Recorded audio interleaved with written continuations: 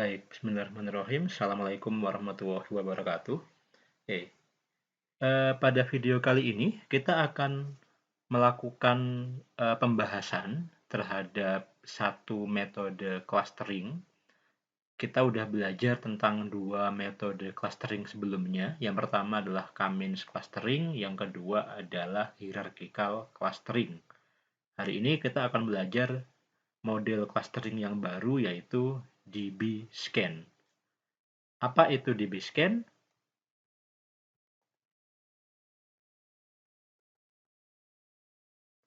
Nah, DB-Scan adalah kepanjangan dari Density Based Spatial Clustering of Applications with Noise. Jadi kalau dilihat dari namanya saja, DB-Scan ini dia sangat sensitif terhadap data-data yang memiliki noise. Nanti akan saya jelaskan maksud dari sensitivitas itu sendiri seperti apa. Nah, DB-Scan merupakan kepanjangan dari Density Based Spatial Clustering of Applications with Noise. DB-Scan merupakan algoritma clustering berdasarkan kepadatan, ya, kepadatan atau density suatu objek untuk data yang memiliki noise. Data bernoise pada kasus clustering adalah data yang terdiri dari poin-poin yang akan dikelompokkan dan poin-poin yang tidak dapat dikelompokkan. Nah, ini yang perlu saya garis bawahi. Jadi, dua metode yang kita pelajari sebelumnya, K-means dan hierarchical clustering, itu mereka metode tersebut itu berupaya untuk mengelompokkan data. Nah, masalahnya pengelompokan datanya itu sedikit maksa gitu ya, kalau saya boleh mengatakan. Mengapa kok dikatakan memaksa? Nah, kita akan lihat nanti contohnya seperti apa. Nah, ini adalah perbandingan antara metode K-means dan juga metode DB-Scan. Bisa Anda lihat di bagian bawah, ini adalah contoh persebaran data. Oke. Misal di sini ada sekumpulan data, ada sekumpulan data, ada sekumpulan data. Bisa Anda lihat warnanya beda-beda. Di sini ada warna merah, warna biru, warna orange, dan di sini pada dasarnya ada data yang berwarna abu-abu. Nah, data yang berwarna abu-abu ini pada dasarnya, kalau Anda lihat persebarannya, dia tidak memiliki kedekatan. Misalkan data yang sebelah sini. Ini kalau saya anggap sebagai satu kelompok dengan data yang warnanya orange, ini agak sedikit maksa. Demikian juga dengan data yang ada di sebelah sini. Ini kalau dianggap sebagai satu kelompok dengan data yang warnanya biru, ini juga sedikit maksa. Nah, data-data seperti inilah yang dinamakan sebagai data pencilan atau data outlier. Data outlier atau data pencilan pada dasarnya adalah data yang memiliki noise. Nah, data yang berupa noise gitu ya. Nah, noise itu sebenarnya tidak perlu diabaikan gitu ya. Jadi artinya noise itu bisa kita singkirkan dari data set. Nah, masalahnya dengan menggunakan metode klasterisasi seperti K-means contohnya, seluruh data yang ada pada dataset itu harus masuk ke dalam salah satu kelompok. Jadi ibaratnya dia kayak dipaksa. Udah, saya punya 3 kelompok, kamu harus milih salah satu dari 3 kelompok itu. Itu adalah yang tadi saya bilang K-means itu metodenya sedikit memaksa. Hal yang berbeda dilakukan oleh DB-Scan. DB-Scan mereka jadi data itu akan mengelompok berdasarkan tingkat kepadatannya. Artinya, jika ada suatu data yang dia memang tidak mau berkelompok atau memang tidak seharusnya dikelompokkan, ya udah, nggak perlu dipaksa untuk masuk ke salah satu kelompok. Sehingga data-data ini akan dianggap sebagai outlier, sebagai pencilan. Gitu ya. Jadi di luar dari cluster. Tapi kalau K-means tidak, kamu nggak boleh menjadi pencilan. Kamu harus masuk ke dalam salah satu cluster. itu K-. Nah, ini kalau dalam beberapa dataset ini kurang baik. Saya ambil contoh seperti ini misalkan. Misal saya melakukan ujian tes gitu ya. Misalkan saya punya tes, saya berikan kepada seluruh mahasiswa. Misalkan mahasiswa saya ada 50 mahasiswa. Dari 50 mahasiswa itu, ada 20 orang mahasiswa itu dapat nilai itu ya antara 20 sampai 50 gitu ya. Ya nilainya sekitar 25, 31, 42, 50 dan seterusnya. Artinya itu saya anggap sebagai kelompok pertama. Kemudian ada kelompok yang kedua itu berisi 29 orang ya. 29 orang itu mereka punya rata-rata nilai itu antara 60 sampai 70. Oke. Kemudian ada satu orang itu dia punya nilai 99. Ini kan pencilan istilahnya. Nah, tapi kalau kita menggunakan K-, yang 99 ini diharapkan untuk masuk ke dalam kelompok yang terdekat. Yang terdekat yang mana? Ya jelas kelompok yang berisi anak-anak yang punya nilai antara 60 sampai 70 tadi kan. Padahal sebenarnya dia jauh nilainya berada di atas kelompok itu. Inilah kelemahan dari metode K-. Nah, dengan DB-scan hal itu bisa diatasi. Oke, DB-scan merupakan salah satu algoritma yang cukup populer pada kasus clustering. Algoritma DB-scan sangat tepat digunakan untuk tipe clustering dengan pola sembarang atau pada data yang bernoise. Jadi kalau misalkan Anda punya suatu dataset, sudah Anda lakukan preprocessing misalkan, tapi Anda masih belum yakin, ini data saya kira-kira ada pencilannya apa enggak ya? Jangan-jangan ada pencilannya dan sebagainya. Maka Anda bisa menggunakan DB scan untuk mengetahui ada atau tidaknya pencilan tersebut. Kategori noise pada algoritma DB scan adalah poin-poin dengan kepadatan objek yang sedikit.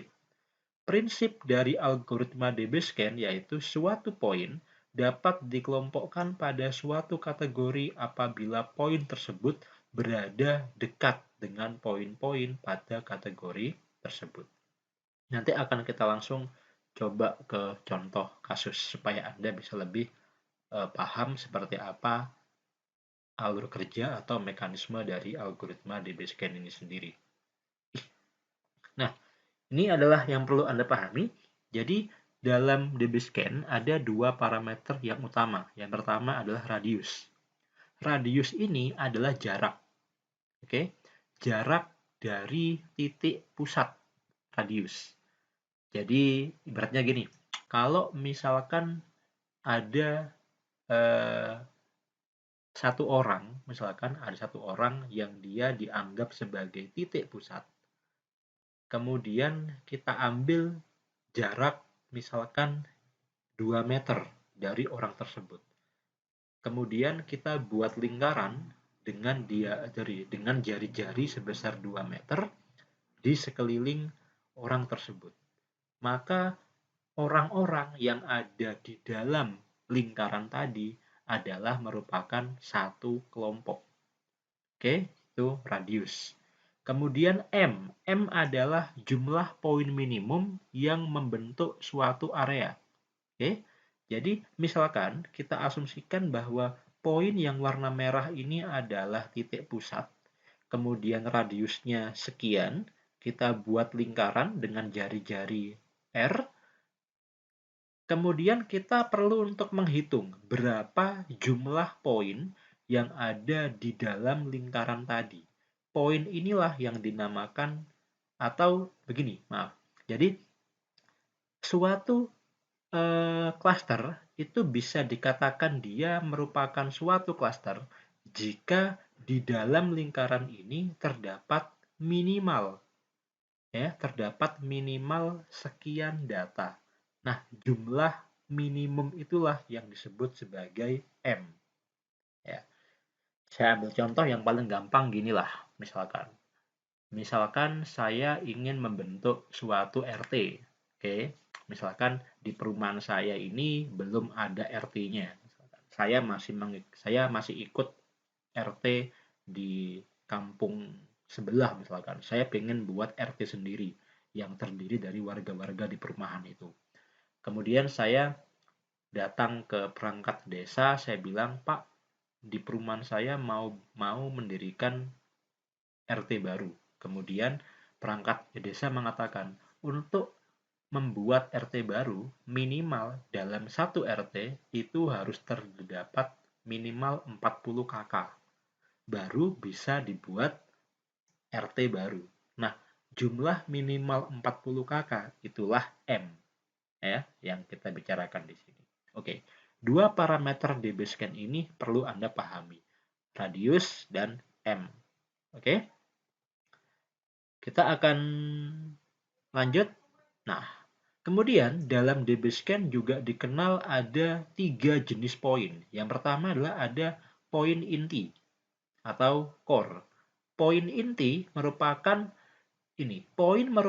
poin inti. Jadi suatu poin itu bisa disebut sebagai poin inti jika dalam jangkauan radius R jumlah poin dalam area tersebut berjumlah minimum M. Kalau Anda masih belum paham, nggak masalah, nanti akan kita bahas lebih lanjut. Ada juga yang dinamakan sebagai poin tepi atau border. Suatu poin merupakan poin tepi jika jumlah poin di dalam area radius berjumlah kurang dari M atau letak poin berada dekat dengan poin inti. Sedangkan poin pencilan atau outlier adalah suatu poin merupakan poin pencilan jika poin tidak memenuhi syarat poin inti maupun poin tepi. Inilah yang dinamakan sebagai outlier. Oke, kita akan coba masuk ke contoh kasus saja. Oke, misal di sini saya punya suatu data, ya, suatu data dengan tingkat persebaran seperti ini. Oke. Kemudian, karena saya ingin menggunakan algoritma DB-Scan, pertama saya perlu untuk menentukan R-nya berapa, M-nya berapa. R radius, M jumlah minimum poin. Oke, misal saya sebut R-nya sama dengan 2, kemudian M-nya sama dengan 5. Oke. Langkah pertama adalah kita perlu untuk menentukan poin yang kita tunjuk secara acak. Jadi kita pilih aja salah satu dari dataset ini. Jadi kita pilih aja secara acak, random saja, yang akan kita jadikan sebagai poin acuan. Oke, misal kita pilih poin yang sebelah sini. Ini yang kita sebut sebagai poin acuan.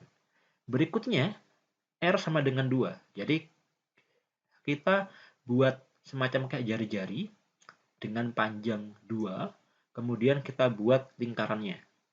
Nah, sebut saja seperti ini. Ini sebesar 2, kita buat lingkarannya. Berikutnya, kita akan menghitung ada berapa banyak poin atau ada berapa banyak data yang ada di dalam lingkaran ini. Ada 6. 1, 2, 3, 4, 5, dan 6. Ada 6. Karena nilai M itu 5 dan dia 6, artinya dia sudah melebihi batas minimum. Karena sudah melebihi batas minimum dari M, maka poin ini kita sebut sebagai poin inti. Poin inti syaratnya adalah dalam radius tersebut minimal ada 5 data. Karena dia sudah melebihi dari 5, maka poin yang kita tunjuk pertama tadi adalah merupakan poin inti. Oke, berikutnya langkahnya kita ulang lagi, seperti langkah pertama tadi. Kita tunjuk poin acuan yang baru. Misal poin acuan barunya sebelah sini. Langkahnya sama. Kita hitung jaraknya sebesar R, kita buat lingkarannya. Berikutnya kita hitung ada berapa banyak data yang ada dalam lingkaran tersebut. 1, 2, 3, 4, 5. Ada 5 sesuai dengan M-nya. Berarti syaratnya terpenuhi. Karena syaratnya terpenuhi, maka poin baru ini juga kita sebut sebagai poin inti.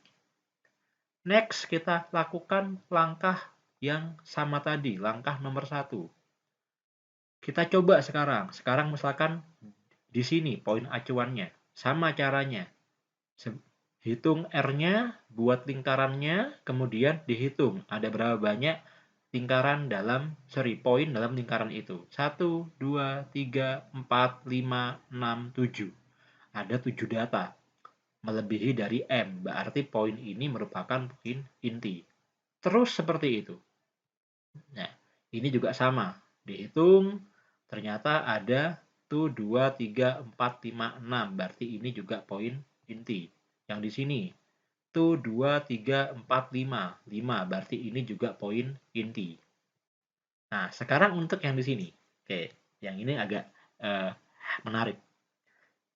Misalkan kita lakukan langkah yang sama tadi, kita ambil nilai random, ternyata didapatkan data yang sebelah sini. Kita tarik jarak sebesar R, kita buat lingkaran, kita hitung berapa jumlah data yang ada di lingkaran itu, ternyata hanya ada 1. Karena dia tidak memenuhi syarat, ya, syaratnya kan minimalnya harus 5, maka dia dianggap sebagai pencilan. Oke, nah, jadi ini adalah pencilan. Oke, atau outlier. Kemudian kita coba langkah yang berikutnya lagi. Di sini kita hitung 1, 2, 3, 4, 5. Berarti dia juga poin inti. Berikutnya lagi. Nah, di sini ini juga sedikit menarik. Ketika poin acuannya di sini, kita ambil jarak sebesar R, kita hitung, ternyata hanya ada 3. 1, 2, 3. Hanya ada 3 buah data atau 3 buah poin. Dia kan tidak memenuhi syarat kan sebagai poin inti. Maka apakah dia akan langsung dianggap sebagai pencilan? Jangan dulu. Kita akan lihat dari 3 poin ini apakah ada poin inti di dalam 3 buah data yang ada pada lingkaran ini. Oh, ternyata ada poin inti 1. Artinya poin ini berdekatan dengan poin inti. Berarti poin ini kita namakan sebagai poin tepi. Oke, atau border point. Kita lakukan cara yang sama seperti yang tadi, kita dapatkan bahwa ini adalah poin tepi, poin tepi, poin tepi, poin tepi, poin tepi, tepi, tepi, tepi, dan tepi. Seperti ini. Nah, setelah kita sudah selesai melakukan langkah seperti ini semuanya, langkah berikutnya adalah kita menentukan jumlah klasternya. Nah, ini yang menarik dari DBScan. Jadi, berbeda dengan algoritma Cummins yang kita diminta untuk menentukan nilai ada berapa jumlah klaster itu di awal, kalau DBScan tidak. Jadi jumlah klasternya itu bebas, terserah datanya. Jadi data itu akan mengelompok dengan caranya sendiri dan dia akan langsung bisa menunjukkan ini loh jumlah klaster yang paling optimal seperti itu. Beda dengan Cummins. Kalau Cummins kan jumlah klasternya harus kita coba-coba dulu gitu kan. Nah, kalau di DBScan tidak. Oke, berikutnya kita akan menentukan jumlah klasternya. Nah, untuk menentukan jumlah klaster, kita perlu untuk membuat lingkaran ya sebesar radius dengan titik pusat adalah inti core. Inti core, maaf, poin inti.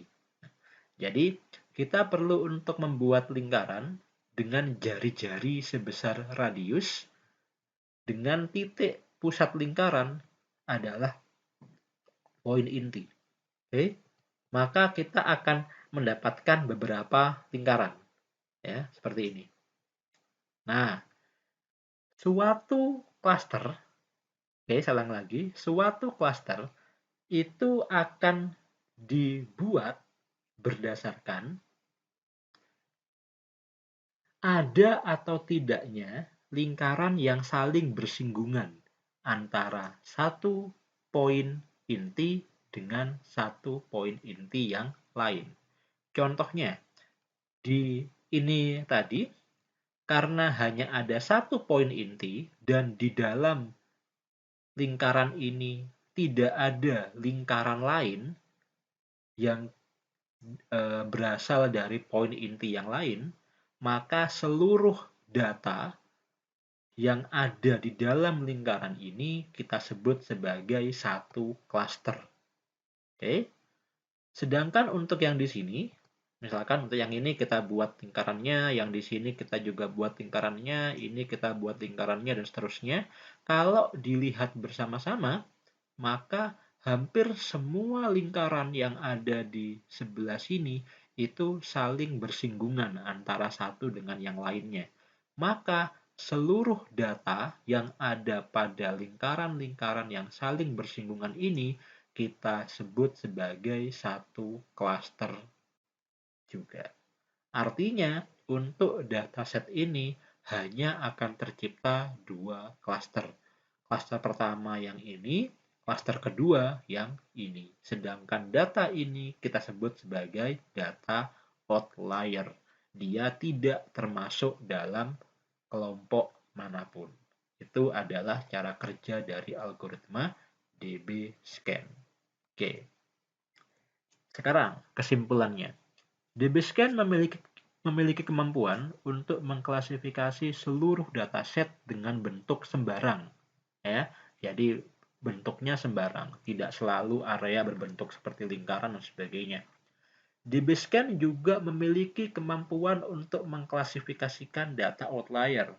Karena dia bisa untuk mendeteksi outlier, maka DB-Scan biasanya seringkali dipilih ketika kita tidak yakin apakah data kita bebas dari outlier atau tidak. Jadi sekali jalan, clustering sekalian sama deteksi outlier. Kemudian DB-Scan dapat diimplementasikan untuk kasus klasifikasi di dunia nyata, di mana dataset yang diberikan merupakan raw data. Maaf, ini salah ketik, seharusnya bukan klasifikasi tapi klasterisasi gitu ya. DB-Scan dapat diimplementasikan untuk kasus klasterisasi di dunia nyata di mana dataset yang diberikan merupakan raw data. Mengapa kok di sini raw data? Karena kalau raw data itu biasanya masih terdapat banyak outlier, sehingga dengan menggunakan DB-Scan kita bisa mengenali outlier-outlier tersebut. Oke, seperti itu saja video kita untuk kali ini. Ya, jangan lupa seperti biasa untuk absensinya silakan Anda tulis NIM dan juga nama lengkap Anda di kolom komentar di @mudo. Nanti akan saya buatkan pengumumannya. Kemudian untuk tugas pengganti ujian tengah semesternya, seperti yang saya jelaskan di video sebelumnya, silakan itu Anda kerjakan. Jadi tidak ada lagi ujian tengah semester, itu tugas penggantinya. Nah, kemudian setelah ujian tengah semester atau setelah UTS, apakah masih ada kuliah, Pak? Kita masih punya satu materi yang belum sempat saya sampaikan, yaitu tentang association rule. Berarti nanti saya akan buat satu video atau mungkin dua video lagi tentang association rule itu, ya. Setelah itu Anda silahkan fokus mengerjakan tugas besar Anda. Pak, kalau misalkan nanti ini misalkan aja, misalkan ternyata setelah UTS suasananya sudah kondusif, kemudian Anda diperbolehkan untuk berkuliah lagi misalkan. Apakah kelas tetap ada, tetap muka? itu belum saya pikirkan. Nanti akan saya infokan ketika misalkan suasananya sudah kondusif, apakah ada perkuliahan di kelas atau tidak, ya. Tapi untuk sementara ini, ya tetap stay di rumah saja, jangan kemana-mana. Kalau misalkan ada keperluan yang mendesak, ya jangan lupa diingat prinsip physical distance-nya. Saya kira itu saja dari saya. Kurang lebihnya saya mohon maaf. Terima kasih dan assalamualaikum warahmatullahi wabarakatuh.